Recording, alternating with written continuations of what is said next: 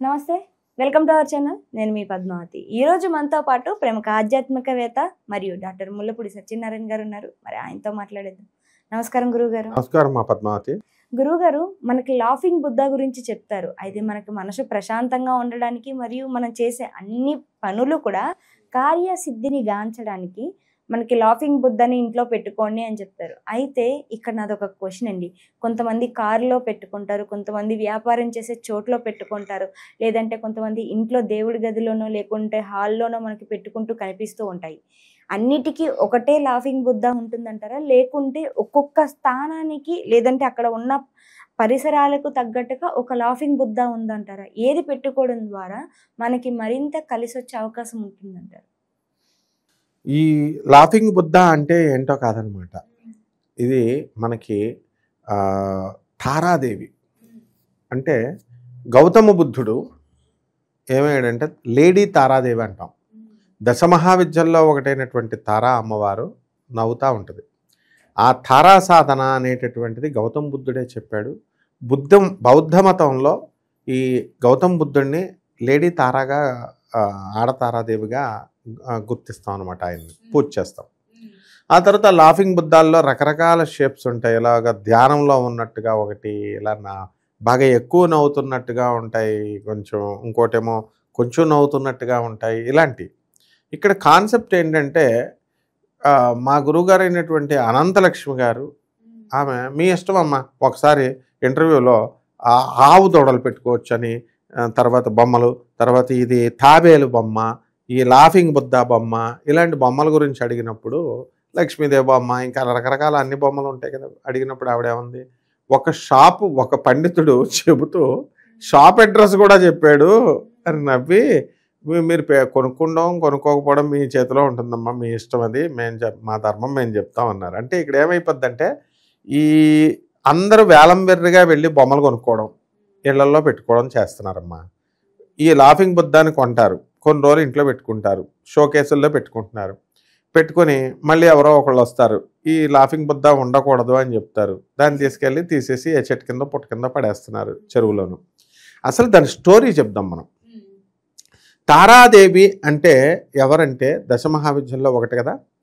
గౌతమ బుద్ధుడు తారాదేవిని విపరీతంగా ఆరాధిస్తాడు. అయితే ఎంత ఆరాధించినప్పటికీ కూడా తారాదేవి వశిష్ఠుడికి దర్శనం ఇవ్వలేదు, తర్వాత గౌతమ బుద్ధుడికి దర్శనం ఇవ్వలేదు. ఎందువలన అంటే దక్షిణాచారంలో వీళ్ళు చక్కగా పూజ చేస్తారు, బాగుంది. అయితే తాంత్రిక సాధన అని ఇప్పుడు తాంత్రిక సాధన చేస్తేనే వస్తుంది అని అంటున్నారు కదా, వీళ్ళు మేకలను కొయ్యాలా, కోళ్ళను కొయ్యాలని. అలాంటివి కాదు తాంత్రిక సాధన అంటే. తాంత్రిక సాధన అంటే ప్రాక్టికల్ సాధన. సో వీళ్ళు చేసేది అసలు ఎవడిష్టం వచ్చినట్టు వాడు చేసుకోవడము, వీర్యంలో పువ్వులు ముంచి కాళికాదేవికి వేయడము, ఇలాంటి పిచ్చి పిచ్చి చెప్తున్నారు కదా వీళ్ళు. తాంత్రిక పూజలు అంటే మటన్ పెట్టడము, చికెన్ పెట్టడం, అమ్మవారి ముందు మందు బాటలు పెట్టడము, పంచమకారాలు అండమా, మైథునం అని అమ్మవారి ముందు సెక్స్ చేయడము, తర్వాత సంభోగం చేయడము, అలాగే అమ్మవారి ముందు మళ్ళీ మనం దాడి చేసేసరికి కాదు అజంప్షన్ ఊహించుకోవడం అని, ఇలా పిచ్చి పిచ్చిగా చెప్తున్నారు వీళ్ళంతా. ఇది తంత్రం కాదు. ఏమనంటే మనల్ని చెప్పే వాళ్ళని తిడుతున్నారు. వాళ్ళకంటే 1000 రెట్లు ఎక్కువ బూతులు తిట్టచ్చు మనం. ఎందుకంటే వాళ్ళ శాస్త్రాన్ని తప్పుగా చేయకూడదు. కాబట్టి అటువంటి యూజ్లెస్ ఫెలోస్ చెప్పేటటువంటి అది ఆ తంత్రం కాదనమాట. గౌతమ బుద్ధుడు, రామకృష్ణ పరమహంస వీళ్ళంతా తాంత్రిక సాధన చేశారు. భైరవీ మాత తంత్ర గురువుగా వస్తుంది. ఆయన కోరుకోలేదు, ఆమె వచ్చి ఇక్కడున్నావా అని చెప్పి తంత్ర సాధన చేస్తుంది. తంత్ర సాధన అంటే ఏంటి, మన శరీరంలోనే మనము వెజిటేరియన్ ఫుడ్తోనే, వెజిటేరియన్ దీంతోనే ఎలాగైతే తిని మనం దక్షిణాచారంలో చేస్తామో ఇంటర్నల్గా ఇంట్రోస్పెక్షన్ చేయించడమే తాంత్రిక సాధన.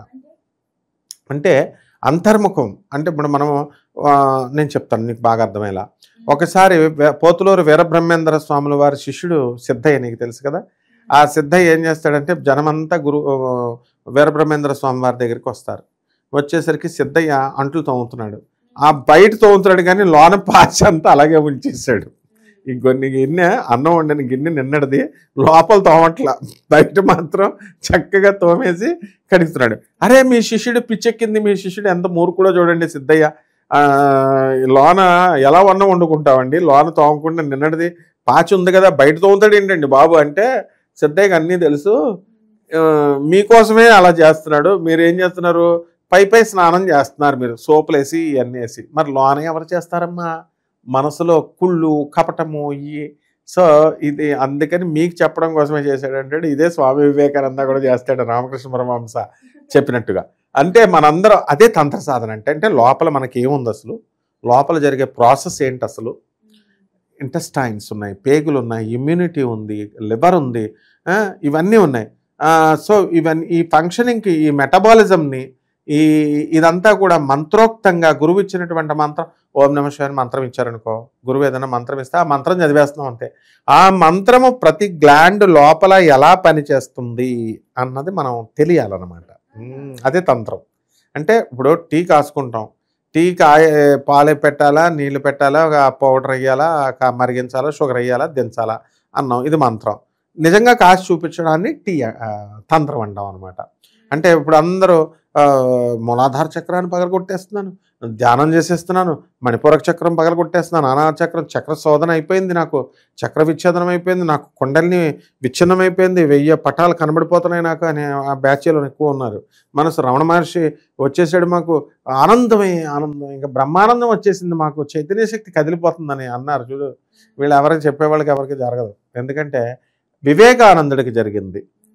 అలాగే ఈ యొక్క రామకృష్ణ పరమహంసల వారి యొక్క శిష్యులకి, వీళ్ళ అలా అందరికీ, ఈ మహాత్ములందరికీ జరుగుతుంది. ఆ ప్రాక్టికల్గా సాధన చేశారనమాట వాళ్ళు. అలాగే ఈ ఎవరు రామకృష్ణ పరమహంసల వారు భైరవీ మాత దగ్గర చేసినట్లుగానే తంత్ర సాధన మనము అందరూ కూడా లోపల మనం ఈ కణకణాలని యాక్టివేట్ చేసుకోవాలి. కణకణాన్ని ఈ తంత్ర సాధన చేయడం ద్వారా మనకి గౌతమ బుద్ధుడు చేసుకున్నాడు. అందువల్లనే సత్యాన్వేషణ అన్నాడు, నేను సత్యాన్ని కనిపెట్టాను అన్నాడు. అందువలన మనకి ఎన్ని ఉంటాయంటే జాగ్రత్త అవస్థ, ఇప్పుడు మనం మేల్కొన్నాం, నిద్రావస్థ పడుకుంటాం, తర్వాత డీప్ స్లీప్ సుషుప్తి అవస్థ ఉంటుంది, తర్వాత తురియావస్థ అని ఇంకోటి ఉంటుంది. ఆ అవస్థని గౌతమ బుద్ధుడు డిఫైన్ చేయలేకపోయాడు. బౌద్ధిజం మతం, ఓన్లీ హిందూ మతమే ఆదిశంకరాచార్యులు వారు చెప్పారు. అంటే అర్థం ఏమిటి, మనం ఇద్దరం మెలకుకున్నాం, తెలుసు మనకేం జరుగుతుందో, పడుకుని ఉన్నప్పుడు నిద్రలో ఏదో కల వచ్చింది అని తెలుస్తుంది. గాఢ నిద్ర ఉన్నాం, గాఢ నిద్రపోయానండి అని లేసి పొద్దున్నే చెప్తావు. అంటే నీ లోపల నీ ఆత్మ ఒకటి ఉంది, నేను గాఢంగా నిద్రపోయానండి అని చెప్తున్నావు, స్పృహ ఉంది. తురియావస్థ అంటే ఏంటంటే నేను అనేటటువంటి వస్తువు సమాధి స్థితిలోకి వెళ్ళిపోయినా కూడా తెలుస్తుంది అనమాట. సమాధి స్థితిని మనం తురియావస్థ అంటాం. సో అది డిఫైన్ చేయలేకపోయాడు. అందువలన ఈ లాఫింగ్ బుద్ధ ఏంటో కాదు, గౌతమ బుద్ధుడు తారాదేవిని పూజ చేసి ఏ పూజ అయితే చేస్తామో మనం ఆ దేవతగా మారిపోతాం. ఆ విధంగా గౌతమ బుద్ధుడు లేడీ తారాదేవిగా మారిపోయాడు. అదే లాఫింగ్ బుద్ధ. ఈ లాఫింగ్ బుద్ధ విగ్రహాలు ఇంట్లో పెట్టుకోవడం వల్ల పాజిటివ్ వైబ్స్ వస్తాయి. నవ్వుతూ ఉండాలి, నవ్వుతూ ఉంటేనే లక్ష్మీదేవి వస్తుంది. మనము తిట్టుకుంటూ కొట్టుకుంటూ ఉంటూ, కొంతమంది వాళ్ళ ఇళ్లలో ఫ్లయింగ్ సాసర్స్ ఇలా ఎగురుతూ ఉంటాయి ఇసురుతూ ఉంటే, సో అలాంటివన్నీ కూడా ఉండే చోట లక్ష్మీదేవి ఉండదు. అందువలన ఈ లక్ష్మీ తల్లి ఈ యొక్క తిట్లు కొట్లు అట్లు ఫైటింగ్లు లేకుండా ప్రశాంతంగా నవ్వే చోట, ఇప్పుడు నువ్వు నవ్వుతున్నావు, మహాలక్ష్మిలాగా ఉన్నావు, మహాలక్ష్మి వస్తుంది ఇక్కడికి. అదే ఆ పాజిటివ్ వైబ్ అంటే. కాబట్టి అక్కడ ఆ వైబ్స్ వస్తాయి కాబట్టి గౌతమ బుద్ధుడి విగ్రహాన్ని పెట్టుకోమన్నారు. అయితే వీళ్ళు ఏదో ఒక మూల పెట్టేసి కేసుల్లో వదిలేస్తున్నారు. అలా కాదు, గౌతమ బుద్ధుడిని తారాదేవిని స్మరించుకుంటూ 2 అగరత్తులు వెలిగించి ఎంతో కొంత ప్రసాదం, ఒక చిన్న బెల్లం ముక్క రోజు పెట్టాలమ్మా. ఈ విధంగా కనుక చేసినట్లయితే పెట్టుకోవచ్చు, తప్పేం లేదు. ఇదే పనిగా ఏదో సంతానం కలిగేస్తుంది, సంతానం లేని వాళ్ళకి, డబ్బులు లేని వాళ్ళకి డబ్బులు వచ్చేస్తాయి, అప్పులు తీరిపోతాయి అంటే ఇంకా అందరూ కొనుక్కొని మొత్తం లాఫింగ్ బుద్ధాలన్నీ ఇప్పటికే మార్కెట్లో సగం అన్నీ అందరి ఇళ్లలో ఉన్నాయి, ఇంక మొత్తం కొనేస్తారు మనలాంటి వాళ్ళు చెబుతూ ఉంటే. అంటే ఆ లాఫింగ్ బుద్ధ పెట్టుకున్నా పూజించాలి. ఆ చైతన్యం అర్థం చేసుకున్న వాడికే లాఫింగ్ బుద్ధ విగ్రహం ఉన్నవాడికి ఫలితం ఇస్తుంది. ఊరికనే కొనేసి పెట్టేసుకున్న వాళ్ళకి ఎవ్వరికీ కూడా రాదు. అంటే గౌతమ బుద్ధుడి మీద రెస్పెక్ట్ ఉండాలి, గౌతమ బుద్ధుడు చేసిన సాధన మీద రెస్పెక్ట్ ఉండాలి. తారాదేవి ఈమె అని చెప్పి తారా సాధన చేయాలి. ఆ తారాదేవి ప్రేమను అందించాలి, అల్టిమేట్ సరెండర్ అవ్వాలి. ఆశయాలు గౌతమ బుద్ధుడి యొక్క ఆశయాలు ప్రపంచానికి అందించాలి. ఇలా చేస్తే ఆ లాఫింగ్ బుద్ధ ఫలితాలను అప్పుడు ఇస్తుందమ్మా, లేకపోతే నిష్ప్రయోజనం. చాలా చక్కగా వివరించారు గురువుగారు. నిజంగా మీరు వివరిస్తున్నంతసేపు నాకు వినాలని అనిపించింది. ఎందుకంటే ప్రతిదీ కూడా అంత వివరంగా, అంటే మనకి అసలు లాఫింగ్ బుద్ధ అనేటువంటి విగ్రహం ఎక్కడి నుంచి వచ్చింది, ఆ కథ ఏంటి, తారాదేవిని ఎలా పూజించాలి, అన్నిటినీ చాలా చక్కగా వివరించారు. ధన్యవాదాలు గురువు. ధన్యవాదాలు.